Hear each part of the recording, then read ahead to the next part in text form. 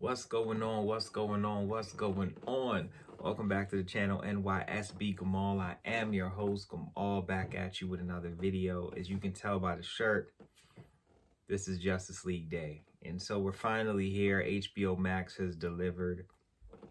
Zack Snyder has finally given us what those who have been championing, myself included, who have never wavered on the Zack Snyder, didn't get to tell his story train.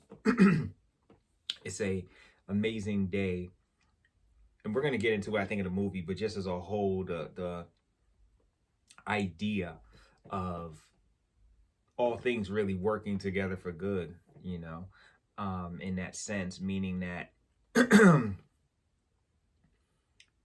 he was hired to tell a story back in whenever, 2011, 2012, whenever, because Man Still came out 2013. So somewhere in 2011, 2012, whenever he pitched this idea that he wanted to do this 5-story arc, Man of Steel, BVS, 3 Justice League movies. And the studio said, yes, great, we're hiring you to do that. And then somewhere along the line, they started meddling. No one likes a meddler. No one likes a micromanager. And that's what WB did, because WB does not have a Kevin Feige, meaning one voice that just runs everything and they just play their owner role, right? They don't have a Bill Belichick to their Robert Kraft. They're more Jerry Jones, where they want to be the owner and the general manager, the personnel picker in the draft room, part coach, owner, everything and all that nonsense. And clearly you can see what's gotten Jerry Jones, right? So I'm very happy, because people who know me and people who have my cell phone number can attest. I'm always talking about Justice League, Snyder, him not getting to tell his vision.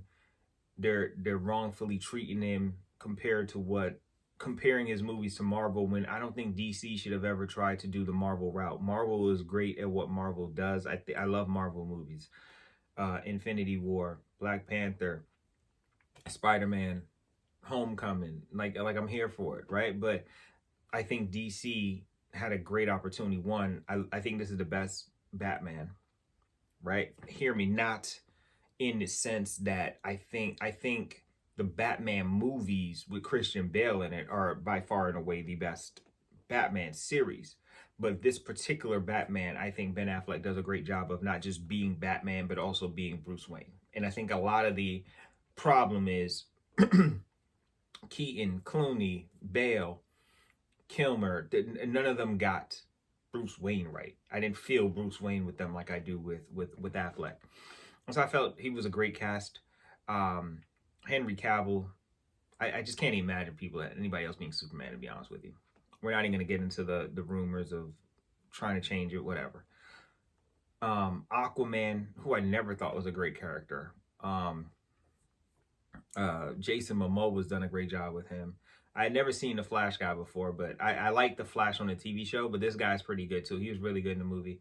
Cyborg was good, and obviously Gal is Gal, right? So that goes without saying that she is the epitome of what the perfect Wonder Woman character, when you pick somebody, was. She's great. So the pieces were already there. It was just a matter of them being able to put it together. And obviously Joss Whedon came in, and we don't have to get into that. But I've been telling people, I really thought that if they let him tell it, and it's the one thing I say, and now I'm going to get into a quick review. I'm actually going to watch the movie again tomorrow with my wife, and then I'll be able to pick up on more things and give a more in-depth review. But this is just off the top. I just saw it. I just want to get these thoughts out. I want to get it off before I go to YouTube and go watch Cyber Nerds and go watch New Rock Stars and go watch Emergency Awesome and all of my favorite YouTubers for this type of stuff. So before I even get their ideas, I just want to get this out there, and then tomorrow I'll rewatch it with my wife and get into that. But on a first thought, it really is a different movie. At first I was nervous. So the beginning part, when you're first watching it, the first 2 chapters, and I love the chapters. I love how they did the chapters. But the first 2 chapters, it felt very close to the Whedon version of it. It looks like Whedon did take a lot of it, and so some of it, I guess, because I'd already seen, and I've only seen that Justice League once, maybe twice, and so I wasn't really sure what scenes were new per se in some parts of that. But once we got to Cyborg, and we're introduced to Cyborg in chapter 3, in the Flash in chapter 3, it was go from there for me. It was all go from chapter 3 on. Chapter 1 and 2, it had some moments I liked. It was cool. I didn't love it, but from 3 to the end, amazing. And so the thing that I loved about it, and this is what I was going to say, I don't think it actually worked out better that we got such a crappy Justice League to begin with. Because watching that movie and how much footage Snyder had, we were going to get a condensed version no matter what it looked like. And so if he had put this out in 2017 the way he wanted, it would have probably still have been a 2-hour movie, 2.5-hour movie. This is a 4-hour plus movie, which means we're losing ample footage that was crucial in the story development. I felt nothing felt rushed. Steppenwolf had a clear purpose for what he was doing. Darkseid, clear purpose for what he was doing. Why was Batman acting the way he was? Aquaman, Flash, Wonder Woman, Cyborg, like everyone's role made so much sense. Superman, everyone's role made so much sense because we had so much story to kind of get us involved in the thing. And I found myself at certain points, even though I know, okay, this is how this should end, I'm still like, so it was really good. But what I was trying to say was, if we had gotten this movie in 2017, it would have been cut tremendously. The fact Snyder's movies feels like they're made for HBO Max. I really hope, and HBO, I really hope you got this. I really hope this does well. I really hope people really gravitate to it. I really hope that people subscribe and stick with HBO as a result of this, because then it would make it more conceivable that HBO Max would say, you know what? Why not? We can always go over WB's head, right? AT&T can always go over WB's head. Why not give Snyder the reins? Now, yes, I get it that my guy who made Lost, Bad Robot, whatever, what's his name? JJ, is supposed to have his thing going, Green Lantern Corps and all that stuff. Great, keep it. But for the characters that we know in this world, this is the canon right here. This collective is canon. Affleck, Momoa, Cavill, Godot. This is Fisher, and I forgot whatever the Flash's name is, Ezra. This is canon to me. So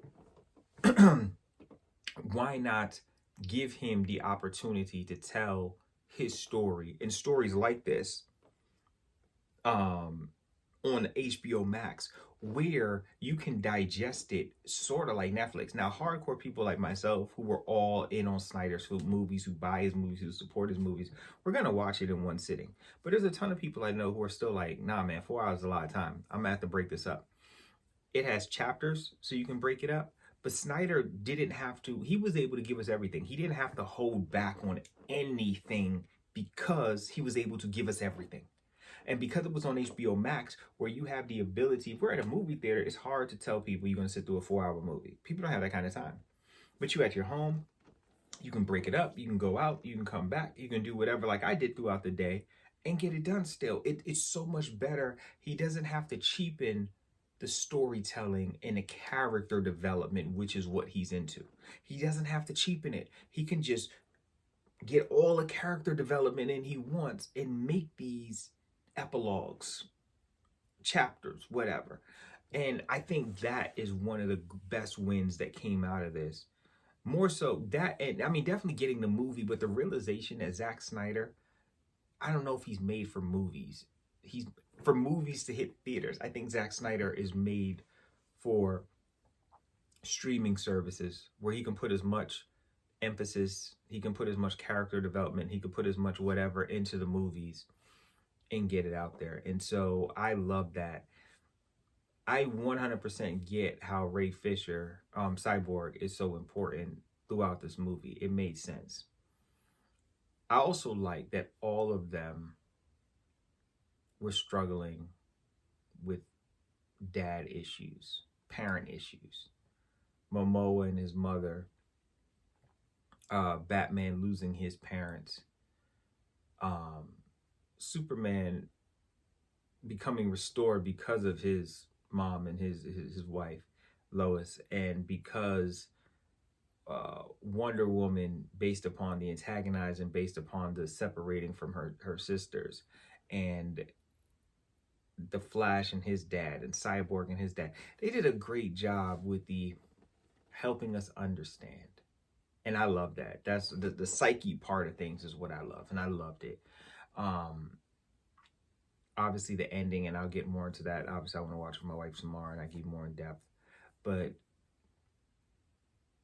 even how they brought him back, how they went about bringing Superman back, why they brought him back, made so much sense. In doing it, doesn't mean I was like, I don't know if I agree with it, but it made sense. It was logical how we got there, how the ending fight scene was so much better. Steppenwolf felt so much more menacing throughout the entire movie. One, he's huge. He looked intimidating. He was talking trash like he was about that business. And I can only imagine what Darkseid is going to be like. I do hope we get part 2, because looking at what was that? Justice League Apocalypse gives us a glimpse of what Justice League 2 would look like. If you've seen the Justice League Darkseid Apocalypse, whatever, the cartoon, which does a great job. I don't know why they didn't just replicate that for all of these. I feel like they should do that. When they do the Flash movie, I feel like they should just be taking the story with Diana and Arthur and making that. Just redo the cartoon and just call it a movie. But yeah, I really enjoyed it. It was, by the end of it, I was like, feel vindicated in believing, just let the guy tell a story. Now, I'm sure there'll be people who don't like it and whatever. Hey, man, everything ain't for everybody. But there's a group of us who are like, yes, thank you. And so I just want to say thank you, because I've been on a Zack Snyder thing from the very beginning, hadn't wavered on my group chat with my friends. Shout out to my homeboy Joe. Joe can attest to this. Because when we got news that HBO Max was picking up, he sent a text right away and was like, that's you, man. Because we were doubting. We didn't believe it was real. We didn't believe it was happening. And you never wavered on it. I never wavered. And so I'm just happy for it. I'll give a more in-depth review tomorrow, but I just wanted to, initial thoughts. It did not feel long. I felt Endgame was way too long to get to the ending fight scene. And I didn't care about all that stuff that they had. The nostalgia of it was just, I didn't need it. But on here, I felt it was good. Some parts in the beginning, I do think they probably could have left. Looking back at the grand scope of the movie, I don't know if we needed the scene with Diana saving the little girls. I get it was a cool scene, but I don't know if you really need it. It felt like it belonged and remained in the Joss Whedon version. It didn't need to be in his version. But a lot of the movie I'm fine with. But that's it. That's all I got. Please watch it. Subscribe. Subscribe to me too, but subscribe to HBO Max so people can keep this going, and hopefully we can get a Justice League Part 2. As always, on purpose, you guys have a wonderful, blessed, productive, stress-free day, weekday, weekend, everything. I'm too geeked right now. Till next time.